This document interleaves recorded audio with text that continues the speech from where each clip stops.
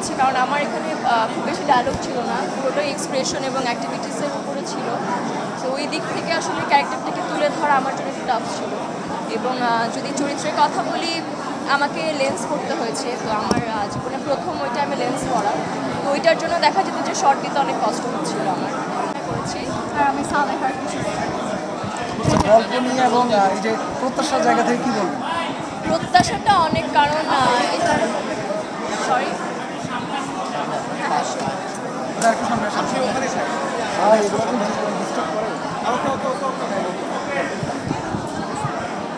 প্রত্যাশার জায়গাটা অনেক, কারণ এটা আমাদের শুট করা হয়েছিল অনেক বছর আগে এবং এটা আমরা আসলে খুব মন থেকে, খুব যত্ন নিয়ে, খুব ভালোবাসা দিয়ে কাজটা করেছি। ওই জায়গা থেকে আসলে আশাটা অনেক যে দর্শকের ভালো লাগবে। ভুল ত্রুটি হলেও জানাবে দর্শকরা যে ভুল হয়েছে, বা ভালো লাগলেও জানাবে। প্রত্যাশাটা অনেক আসলে। মুক্তিযুদ্ধ সিনেমা, সেহেতু একটু বেশি আবেগ থাকার কথা, সেই জায়গা থেকে আসলে অবশ্যই আবেগটা অনেক বেশি। এবং বাবা এই কাজটা নিয়ে খুবই আশাবাদী এবং খুব খুশি ছিল যখন আমার কাছে অফারটা আসে কাজে, কারণ মুক্তিযুদ্ধ বলে কথা এবং হাসান আজিজুল হকের লেখা একটা গল্প। তো ওই দিক থেকে আসলে খুশি।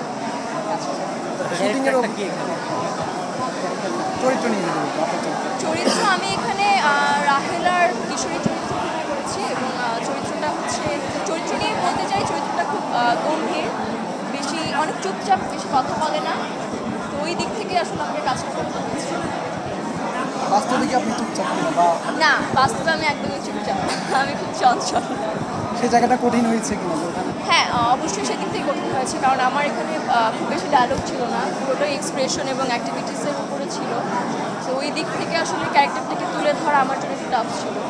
এবং যদি চরিত্রের কথা বলি, আমাকে লেন্স করতে হয়েছে। তো আমার জীবনে প্রথম ওইটা আমি লেন্স করা, তো ওইটার জন্য দেখা যেত যে শর্ট দিতে অনেক কষ্ট হচ্ছিল আমার।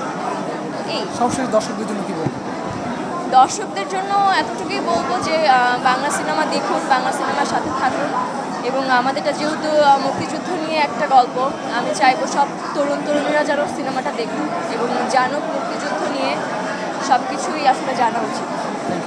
অবশ্যই আপনাদের ফ্যামিলি মেম্বার্স আর ফ্রেন্ডস সবাইকে এনকারেজ করবেন এসে, যাতে দেখে আমাদের সিনেমাটা, ক্রিটিসাইজ করতে হোক, প্রেইজ করতে হোক, সবই যাতে করে এবং জানায় সবাইকে।